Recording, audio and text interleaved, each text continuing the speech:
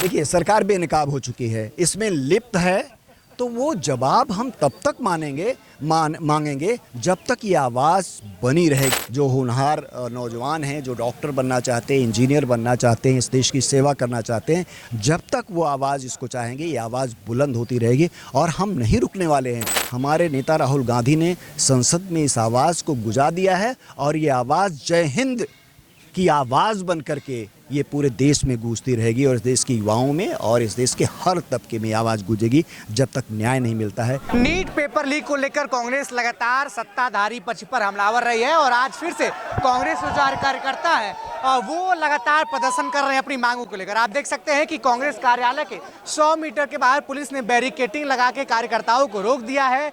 ये घेराव विधानसभा तक का घेराव था, ये कर रहे थे, लेकिन अभी पुलिस ने बैरिकेडिंग लगा इन सबको रोक दिया है। आप साफ तौर पर देख सकते हैं कि तमाम युवा कांग्रेस के कार्यकर्ता जो हैं वो पेपर लीक के मामले को लेकर, नीट के पेपर के लीक को मामले को लेकर सरकार से सवाल पूछ रहे हैं। शिक्षा मंत्री का इस्तीफा जो है वो मांग रहे हैं। धर्मेंद्र प्रधान के नाम को कोट करके उनके इस्तीफा मांग रहे हैं। साथ ही साथ आप देख सकते हैं कि तमाम जो पदाधिकारी हैं वो कांग्रेस के वहाँ पे मौजूद है। दिनेश प्रताप सिंह जी हमारे साथ, इनसे बातचीत करेंगे। लगातार आप लोग पेपर लीक को लेकर सवाल उठाते रहे हैं और सत्ता पक्ष को घेरते रहे हैं। आज दूसरे दिन लगातार आपके द्वारा प्रदर्शन किया गया, लेकिन बैरिकेडिंग लगा के आप लोग को रोक दिया जा रहा है, क्या कहेंगे इस पर?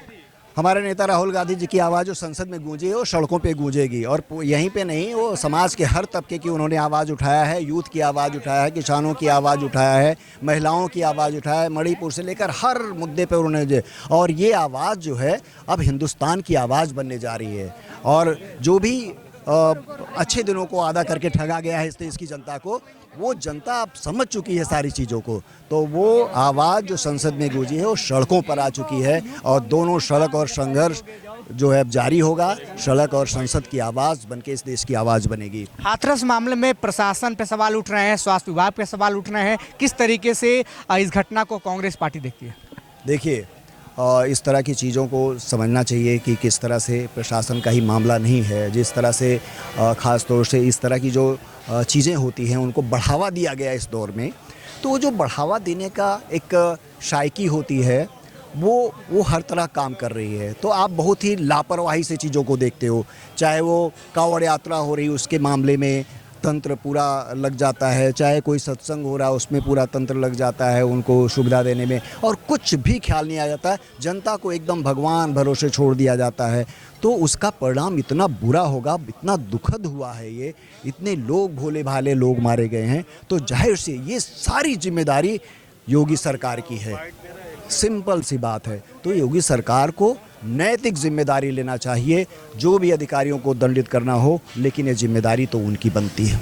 कब तक आप पेपर लीक को लेकर सवाल करते रहेंगे, क्योंकि लगातार सरकार के द्वारा उस हिसाब से जवाब नहीं दिया जा रहा जिस हिसाब से राहुल गांधी सदन में मांग रहे हैं?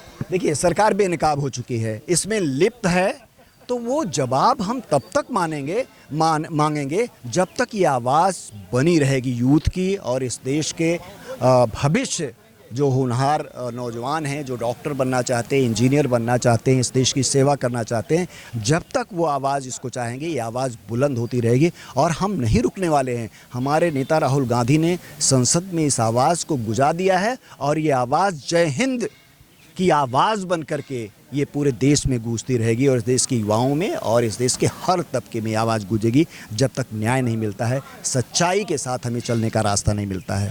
धन्यवाद। तो ये दिनेश प्रताप सिंह थे, साफ तौर पे पेपर लीक को लेकर अपनी बात कह रहे थे। और जिस तरीके से लगातार कांग्रेस पेपर लीक को लेकर प्रदर्शन कर रही है उत्तर प्रदेश से लेके हर जगह पे, कहीं ना कहीं वो सरकार से जवाब चाहते हैं। सदन में राहुल गांधी ये मुद्दा उठाते हैं और प्रदेश स्तर पर युवा कांग्रेस के कार्यकर्ता, NSY के लोग ये मुद्दा लगातार उठाते रहे हैं और विरोध प्रदर्शन अपना दर्ज करा रहे हैं। शिवांशु पटवा के साथ अनाडी टीवी के लिए विवेक शाही, लखनऊ।